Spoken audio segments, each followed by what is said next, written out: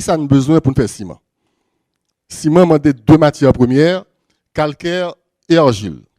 L'on prend 80% dans le calcaire là, on mélange avec 20% d'argile, on met au long four, ou cuite deux matières premières ça à haute température de 104 degrés Celsius. Et transformer l'on produit qui aurait les clinker. Clinker là, c'est un produit qui est granulé. Vous mettez clinker là ensuite l'on boyeur, cap craser clinker là, ou mélangez clinker là avec gypse à raison de 3 à 5% pour capable régulariser prise là. Et puis après boyage, ou bien un ciment ou un produit qui aurait les ciments. C'est le ciment Portland artificiel. C'est un qui est très simple pour produire ciment en Haïti. Est-ce que nous avons matière première pour faire ciment en Haïti? Nous avons fabriqué le ciment d'Haïti, pendant un certain temps. Bon, depuis quelques temps, nous n'avons pas fait ciment encore en Haïti, nous faisons un sachage. Si nous regardons étudiants, eh bien, qui côté que capable de matière première? Fonds parisien, Cap-Haïtien, Gaumont, Port-de-Paix, Jacmel, Caille, Gonaïve, Hinche, Font-Montbain, pratiquement dans presque tout département géographique n'a besoin de calcaire et argile, côté que nous sommes capables d'implanter ou cimenter dans le pays. Et les réserves sont illimitées.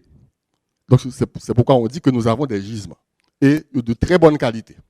Donc là, nous faisons carte ça, c'est côté que ou joindre matière première pour ciment, donc il y a possibilité pour mettre une cimenterie dans chaque département géographique.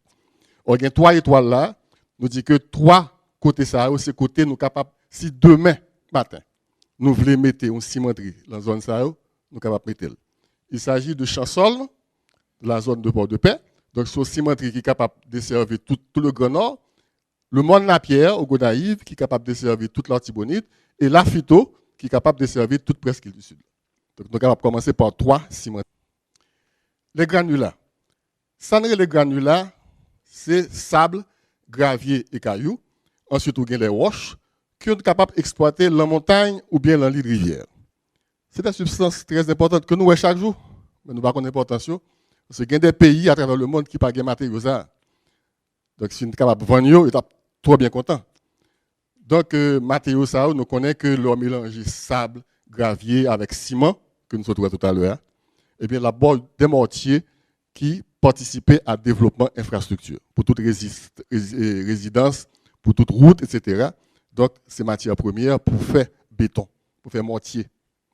Maintenant, qui côté que nous gagnons des montagnes et des rivières en Haïti, côté que nous avons besoin de sable, gravier, cailloux et des roches. Pratiquement, Haïti, c'est un pays qui gagne matière première granulat, sable, gravier et cailloux.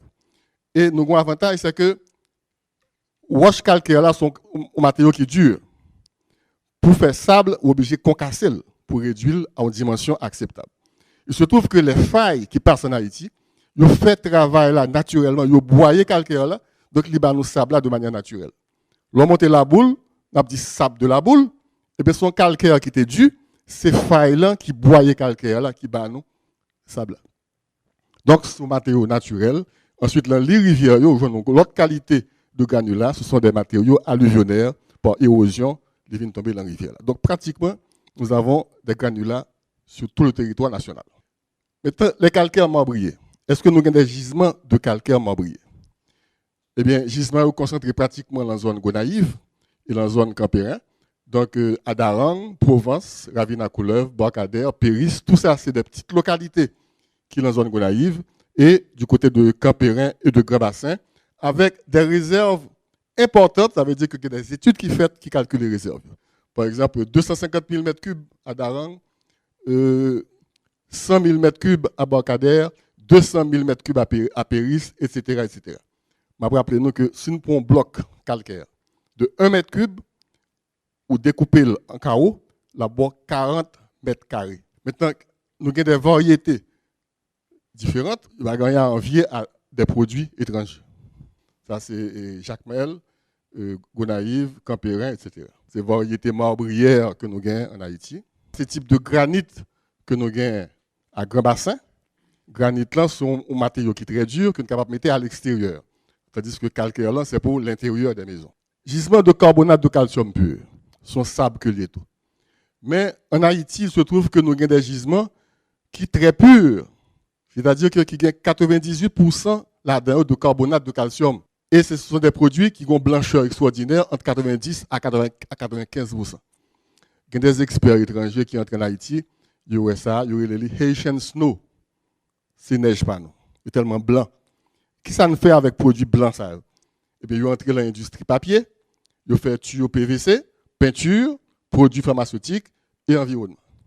Donc, un gisement que nous évaluons du côté de Calbassier, tout près de Miragouane, réserve là estimée à 20 millions de tonnes, et l'autre gisement du côté de Payan, réserve là estimée à 120 millions de tonnes. Est-ce que nous avons argile en Haïti? Bien sûr. Tout côté dans le pays, et particulièrement dans le plateau central.